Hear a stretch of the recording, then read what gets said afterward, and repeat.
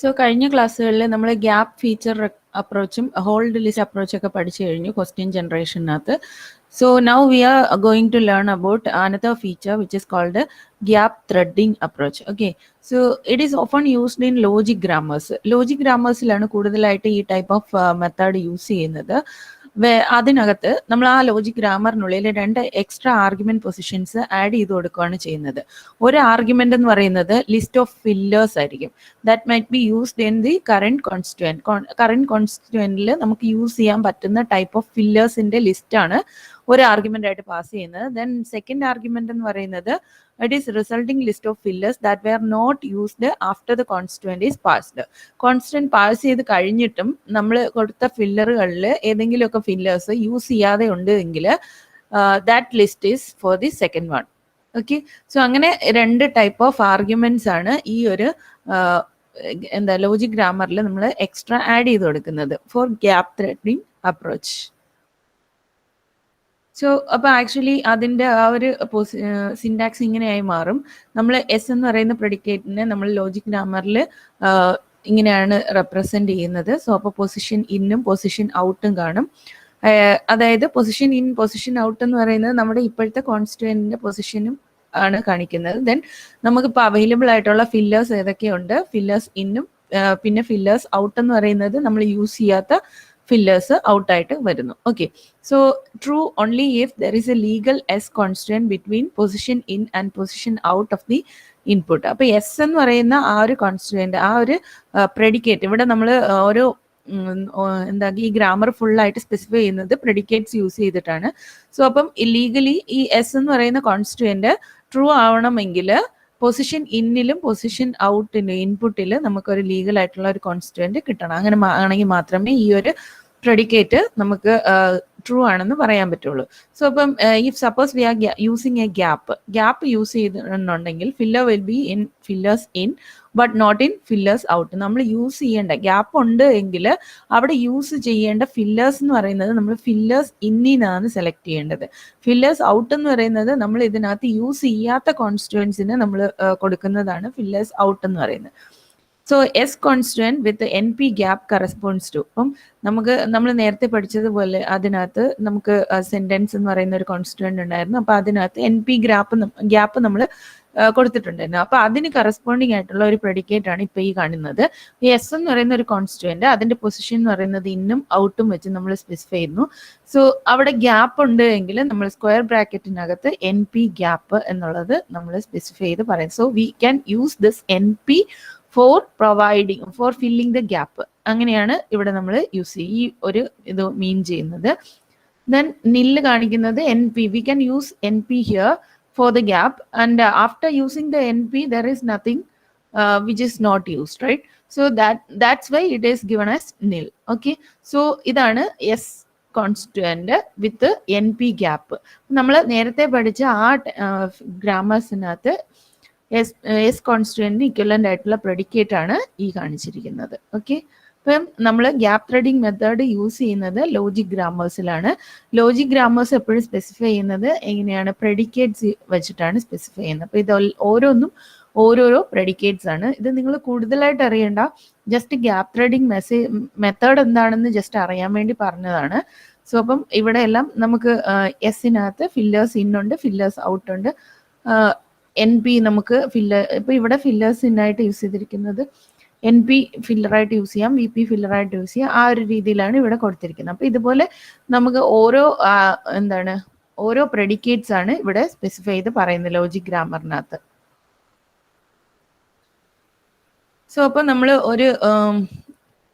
ഒരു sentence parse ചെയ്യുന്നു. Okay, the man who V സാ ക്രൈഡ്. ഇതാണ് നമ്മുടെ സെന്റൻസ്, ട്രേസ് ചെയ്യാനുള്ള സെന്റൻസ് എന്ന് പറയുന്നത്. സോ അപ്പോൾ അതിനകത്ത് പൊസിഷൻസ് ഇട്ടതിന് ശേഷം നമ്മൾ ഓരോരോ റൂൾസ് ആയിട്ട് അപ്ലൈ ചെയ്ത് പാഴ്സ് ചെയ്ത് വരുന്നതാണ് ഈ കാണിച്ചിരിക്കുന്നത്. ഇത് ലോജിക് ഗ്രാമർ യൂസ് ചെയ്തിട്ടുള്ളത്. സോ അപ്പോൾ ഫസ്റ്റ് റൂൾ ആദ്യം അപ്ലൈ ചെയ്യുന്നു, എസ് 1 to 7. നമുക്ക് ഇപ്പൊ പാഴ്സ് ചെയ്യാനുള്ളത് സെന്റൻസ് എന്ന് പറയുന്നത് 1 to 7 പൊസിഷൻസ് ഉണ്ട്. ഇപ്പൊ നമുക്ക് ഫില്ലറായിട്ട് ഒന്നും തന്നെ ഇല്ല, ഫില്ലർ ഔട്ടും ഒന്നും തന്നെ ഇല്ല. ദെൻ അടുത്തത് അപ്പൊ എസ് നിന്ന് അടുത്ത് ഡിറൈവ് ചെയ്യുന്നത് എന്ന് പറഞ്ഞാൽ എൻ പി ആണ്. അപ്പം റൂൾ 4 ആണ് നമ്മളിവിടെ യൂസ് ചെയ്യുന്നത്. റൂൾ 4 ഫസ്റ്റ് 1 ആണ് നമ്മൾ കൊടുക്കുന്നത്. ദെൻ ഫസ്റ്റ് അതായത് എൻ പിയുടെ പൊസിഷൻ സ്റ്റാർട്ട് ചെയ്യുന്നത് 1 ഇൻ 1 നില്ല് ഫില്ലേഴ്സ് ഉള്ളത് കൊടുത്തു. Then N P V P ആണ് നമുക്ക് വരുന്നത്. വി പി എന്ന് പറയുന്ന 1 to 7 വരും. ഫില്ലേഴ്സ് 1 ദെൻ നില്ല്. ഈ ഒരു രീതിയിൽ നമ്മളിങ്ങനെ ഓരോന്നോരോന്നായിട്ട് പ്രൂവ് ചെയ്ത് പോവുകയാണ് ചെയ്യേണ്ടത്. ഓക്കെ, അപ്പൊ ഇത് അത്രയ്ക്ക് ഇമ്പോർട്ടൻ്റ് ആയിട്ടുള്ള ഒരു ഗ്രാമർ അല്ല. നമ്മൾ മെയിനായിട്ടും കോൺസെൻട്രേറ്റ് ചെയ്യുന്നത് മറ്റേ കോണ്ടെക്സ്റ്റ് ഫ്രീ ഗ്രാമർ ആണ്. പക്ഷെ നിങ്ങൾ ജസ്റ്റ് ഇതൊന്ന് അറിഞ്ഞിരിക്കുക. ഓക്കെ, സോ ഗ്യാപ്പ് ത്രെഡിങ് എന്ന് പറയുന്നത് നമ്മൾ 2 ടൈപ്പ് അപ്രോച്ചും കൂടി കമ്പൈൻ ചെയ്തു. അതായത് ഫീച്ചർ ഗ്യാപ്പും ദെൻ അതിനുശേഷം നമ്മൾ പഠിച്ച രണ്ടാമത്തെ മെത്തേഡായിരുന്നു വിച്ച് വൺ, ഫീച്ചർ അപ്രോച്ചും ഹോൾഡ് ലിസ്റ്റ് അപ്രോച്ചും. ഓക്കെ, അപ്പൊ അത് രണ്ടും കൂടെ കമ്പൈൻ ചെയ്തുള്ള അടുത്തൊരു മെത്തേഡാണ് ഗ്യാപ്പ് ത്രെഡിങ് എന്ന് പറയുന്നത്. ഇത് നമ്മൾ ലോജിക് ഗ്രാമേഴ്സിലാണ് അപ്ലൈ ചെയ്യുന്നത്. Okay, so next topic is toward efficient parsing. Okay, efficient ആയിട്ട് നമുക്ക് എങ്ങനെ പാഴ്സിങ് ചെയ്യാം എന്നുള്ളതാണ്. ആക്ച്വലി നമ്മളൊരു ഹ്യൂമൻ ആണ് പാഴ്സിങ് ചെയ്യുന്നതെങ്കിൽ അതെന്ന് പറയുന്നത് ഒരു ഡിറ്റർമിനിസ്റ്റിക് പ്രോസസ്സ് പോലെയാണ്. അവിടെ നമുക്ക് 2 ഡിഫറെൻറ്റ് ഇഷ്യൂസ് ആയിരിക്കും കൺസിഡർ ചെയ്യേണ്ടത്. എപ്പോഴും ഏതൊരു പാഴ്സിങ് എടുത്താലും അവിടെ 2 ഡിഫറെൻറ്റ് ഇഷ്യൂസ് മെയിൻ ആയിട്ട് ഉണ്ടാവാനുള്ള ചാൻസ് ഉണ്ട്. അപ്പോൾ അതാണ് നമ്മൾ കൺസിഡർ ചെയ്യേണ്ടത്. Improve the efficiency by reducing search but not final outcome. അപ്പം നമ്മൾ ഏതൊരു പാഴ്സിങ് മെത്തേഡ് യൂസ് ചെയ്താലും നമുക്ക് എഫിഷ്യൻസി കൂടണം. എഫിഷ്യൻസി എപ്പോഴും ഇംപ്രൂവ് ചെയ്യാൻ പറ്റണം. റെഡ്യൂസിങ് സെർച്ചിങ് കുറയുകയും വേണം. Okay, whenever we are trying to reduce the number of searches, we should improve the efficiency but not the final outcome. പക്ഷേ എന്ത് തന്നെ വന്നാലും ഫൈനൽ ഔട്ട്കത്തിൽ അതിൻ്റെ ക്വാളിറ്റി കുറയാനായിട്ട് പാടില്ല. ഓക്കെ, ദെൻ സെക്കൻഡ് ഇഷ്യൂ എന്ന് പറയുന്നത് techniques for choosing different interpretations. അതായത് നമ്മളിപ്പോൾ ഒരു നാച്ചുറൽ ലാംഗ്വേജ് എന്ന് പറയുമ്പോൾ നാച്ചുറൽ ലാംഗ്വേജ് സെൻറ്റൻസ് എന്ന് പറയുമ്പോഴത്തേനും അതിന് പല ഇൻ്റർപ്രിട്ടേഷൻസ് ഉണ്ടായിരിക്കും. അപ്പം നമ്മൾ അതിൻ്റെ ഇൻ്റർപ്രിട്ടേഷൻസ് ഫൈൻഡ് ഔട്ട് ചെയ്യാൻ വേണ്ടി whatever techniques we are choosing, it's very important. Okay, അപ്പോൾ നമുക്കൊരു എഫിഷ്യൻ്റ് ആയിട്ടുള്ള പാഴ്സറിലേക്ക് എത്തിച്ചേരണമെങ്കിൽ നമ്മൾ ഈ 2 ഡിഫറെൻറ്റ് ഇഷ്യൂസ് കൺസിഡർ ചെയ്തുകൊണ്ട് വേണം ആ ഒരു എഫിഷ്യൻറ്റ് പാഴ്സറിന് ചൂസ് ചെയ്യാനായിട്ട്. Then people does not give equal weight to all possible syntactic interpretations. നമ്മൾ നോർമലി ഒരു മനുഷ്യരാണ് ഒരു സെന്റൻസിനെ ഇന്റർപ്രറ്റ് ചെയ്യുന്നതെങ്കിൽ മൊത്തത്തിലുള്ള അതിൻ്റെ സിന്റാക്റ്റിക് ഇന്റർപ്രിട്ടേഷൻസിന് മൊത്തത്തിൽ നമ്മൾ ഈക്വൽ വെയിറ്റേജ് ആയിരിക്കില്ല കൊടുക്കുന്നത്. അത് നമ്മൾ വായിക്കുന്നതിനനുസരിച്ചായിരിക്കും നമ്മൾ അതിന് ഇമ്പോർട്ടൻസ് കൊടുക്കുന്നത്. ദാറ്റ് മീൻസ് ഇപ്പം ചില സെന്റൻസുകളുണ്ട്, the raft floated down the river sank. Okay, അപ്പോൾ ഇവിടെ നമ്മൾ ഈ സെന്റൻസ് വായിക്കുന്ന സമയത്ത് the raft floated down the river ഇത്രയും വരെ എത്തുമ്പോഴത്തേനും നമ്മൾ എന്താണ് ആ ചങ്ങാടത്തിനെ കുറിച്ചാണ്, റാഫ്റ്റിനെ കുറിച്ചാണ് നമ്മൾ പറയുന്നതും കേൾക്കുന്നതും എല്ലാം തന്നെ അല്ലെ.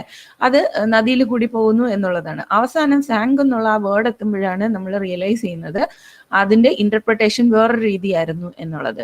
സോ അപ്പം ഇതുവരെ കൺസ്ട്രക്ട് ചെയ്ത ഇന്റർപ്രിട്ടേഷൻ കറക്റ്റ് അല്ല എന്നുള്ളത് സാങ്ക് എന്നുള്ള വേർഡ് കണ്ടപ്പോഴാണ് മനസ്സിലായത്. ഓക്കെ, അപ്പൊ ഇങ്ങനെയുള്ള ചില സെന്റൻസുകൾ നമ്മുടെ നാച്ചുറൽ ലാംഗ്വേജസിൽ വരാറുണ്ട്. ആ ടൈപ്പ് ഓഫ് സെന്റൻസിനെയാണ് നമ്മൾ ഗാർഡൻ പാത്ത് സെന്റൻസസ് എന്ന് പറയുന്നത്. So these type of sentences are known as garden path sentences. So ഇങ്ങനത്തെ ഗാർഡൻ പാത്ത്സ് റൈസ് ചെയ്യുവാണെങ്കിൽ അതിനെ പ്രഡിക്റ്റ് ചെയ്യാനുള്ള കുറച്ച് അപ്രോച്ചസ് ഉണ്ട്. അതിൽ 2 അപ്രോച്ചസ് ആണ്, minimal attachment principle and right association. ഇങ്ങനെ 2 മെത്തേഡ്സ് യൂസ് ചെയ്തുകൊണ്ടാണ് will be predicting the occurrence of garden paths. Okay, അപ്പോൾ അത് എങ്ങനെയാണ്, ആ പ്രിൻസിപ്പിൾ എന്തൊക്കെയാണ് എന്നുള്ളതാണ് അടുത്ത് പറയുന്നത്. So minimal attachment principle refers to what, syntactic analysis which creates least number of nodes in the parse tree. So അവിടെ നമ്മൾ പ്രിഫറൻസ് കൊടുക്കുന്നത് least number of nodes use ചെയ്തുകൊണ്ടുള്ള പാഴ്സ് ട്രീക്ക് ആയിരിക്കും കൂടുതൽ പ്രിഫറൻസ് കൊടുക്കുന്നത്. So what we are selecting is the parse tree which is having least number of nodes.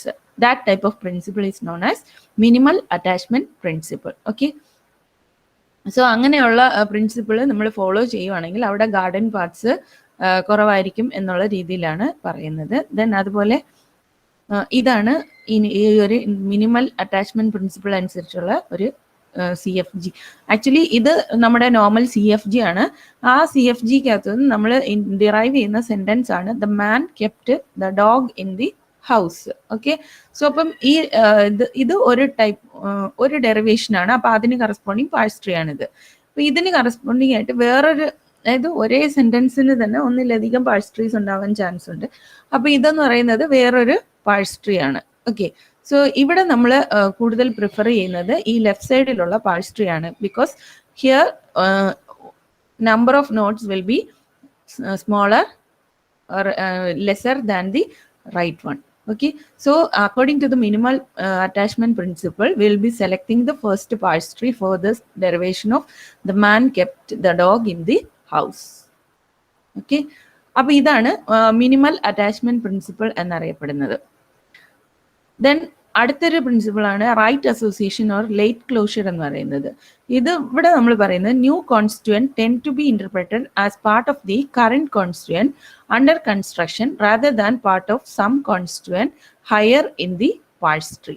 Okay, അതായത് ചില സെന്റൻസുകൾ നമ്മൾ കൺസ്ട്രക്ട് ചെയ്യുമ്പോഴത്തേക്കും John said that Henry left in his car.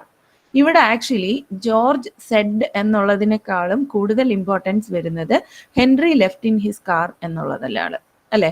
അപ്പോൾ അത് പറഞ്ഞത് ജോർജ് ആണ്, പക്ഷെ അതിന് ശരിക്കും ഇന്റർപ്രിട്ടേഷൻ അല്ലെങ്കിൽ അതിന് ഇമ്പോർട്ടൻസ് വരുന്നത് Henry left in his car എന്നുള്ളതാണ്. അപ്പോൾ ഈ ഇതില് നമ്മളിപ്പം പ്രിഫർ ചെയ്യുന്നതെന്ന് പറഞ്ഞു കഴിഞ്ഞാല് ഇവിടെ അതുപോലെ തന്നെ നമുക്ക് ഒന്നിലധികം പാഴ്സ് ട്രീസ് ക്രിയേറ്റ് ചെയ്യാം. അപ്പോൾ ഇവിടെ നമ്മൾ പ്രിഫർ ചെയ്യുന്നത് Henry left in his car എന്നുള്ള ആ ഒരു പോർഷനാണ് നമ്മൾ പ്രിഫറൻസ് കൊടുക്കുന്നത്. So what we will be selecting is this one. So right association ആണ് നമ്മളിവിടെ സെലക്ട് ചെയ്യുന്നത്. സോ ഇവിടെ എന്ന് പറഞ്ഞു കഴിഞ്ഞാൽ ലെഫ്റ്റിലേക്ക് വന്നിട്ട് ഇതിനാണ് ഇമ്പോർട്ടൻസ് വരുന്നത്. ജോർജ് സെഡ് ദാറ്റ് എന്നുള്ളതിനാണ് ഇവിടെ ഇമ്പോർട്ടൻസ് വരുന്നത്. പക്ഷെ ഇവിടെ ഇമ്പോർട്ടൻസ് കൂടുതലും Henry left in his car എന്നുള്ളതിലേക്കാണ് എത്തിച്ചേരുന്നത്. സോ അപ്പോൾ ഇവിടെ പറഞ്ഞിരിക്കുന്നത് new constituent tends to be interpreted as part of the current constituent under construction rather than part of some constituent higher in the parse tree. Higher parse ട്രീയിൽ ഉള്ള കോൺസ്റ്റിറ്റ്യുവന്റിന്റെ ഇതിൽ വരുന്നതിനേക്കാളും current കോൺസ്റ്റിറ്റ്യുവന്റിന്റെ അണ്ടറിൽ തന്നെ കൺസ്ട്രക്ട് ചെയ്ത് പോകുന്ന ആ ഒരു മെത്തേഡിനെയാണ് നമ്മൾ right association or late closure എന്ന് പറയുന്നത്. സോ അങ്ങനെ വരുമ്പോഴത്തേനും നമുക്ക് ഇവിടെ പ്രിഫറൻസ് ഈ രണ്ടാമത് പറഞ്ഞ കാര്യത്തിന് പ്രിഫറൻസ് നമുക്ക് കിട്ടും എന്നുള്ളതാണ്. So that we can avoid garden path sentences. Then encoding uncertainty. So അപ്പം നമ്മൾ നേരത്തെ പറഞ്ഞത് ശരിക്കും പറഞ്ഞാൽ ഒരു അൺസർട്ടനിറ്റി ആണ്. So one way to improve uncertainty means ഇവിടെ ഗാർഡൻ പാത്ത് സെന്റൻസ് വരുമ്പോഴത്തേനും നമ്മൾ അവസാനം എത്തുമ്പോഴാണ് മനസ്സിലാക്കുന്നത് നമ്മൾ ഇന്റർപ്രറ്റ് ചെയ്തത് മുഴുവനും കറക്റ്റ് ആയിരുന്നില്ല എന്നുള്ളത്, അല്ലെ? അപ്പൊ നമ്മൾ we have to move backward, then again we have to parse, അല്ലെ? അപ്പോൾ അങ്ങനെയുള്ള കാര്യങ്ങൾ അവോയ്ഡ് ചെയ്യാൻ വേണ്ടിയിട്ടാണ് നമ്മൾ അടുത്ത മെത്തേഡിലേക്ക് പോകുന്നത്. So one way to improve parsing efficiency is to encode the uncertainty to avoid back track.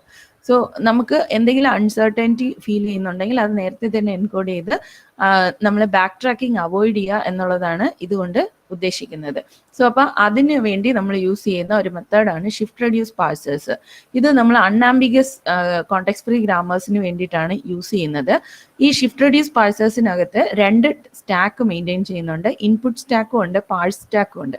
Input stack എന്ന് പറയുന്നത് input symbols and some grammar symbols contain ചെയ്യുന്ന ഒരു സ്റ്റാക്കാണ് ഇൻപുട്ട് സ്റ്റാക്ക്. പാഴ്സ് സ്റ്റാക്കിനകത്താണെങ്കിൽ പാഴ്സിംഗ് സ്റ്റേറ്റ്സ് ഉണ്ടാവും, അതുപോലെ ഗ്രാമർ സിമ്പിൾസും ഉണ്ടാവും. ഇത് ചേരുന്നതാണ് പാഴ്സ് സ്റ്റാക്ക് എന്നറിയപ്പെടുന്നത്. ഓക്കെ, അപ്പൊ ഈ ഷിഫ്റ്റ് റെഡ്യൂസ് പാഴ്സർ യൂസ് ചെയ്തിട്ട് നമ്മൾ എങ്ങനെയാണ് ഈ ഒരു അപ്രോച്ച് ചെയ്യുന്നത് എന്നുള്ളതാണ്. ഓക്കെ, അപ്പോൾ ഷിഫ്റ്റ് റെഡ്യൂസ് പാഴ്സർ യൂസ് ചെയ്തുള്ള ഗുണം എന്താണെന്ന് വെച്ച് കഴിഞ്ഞാൽ അൺആംബിഗസ് ആയിട്ടുള്ള CFGസിലാണ് നമ്മൾ യൂസ് ചെയ്യുന്നത്.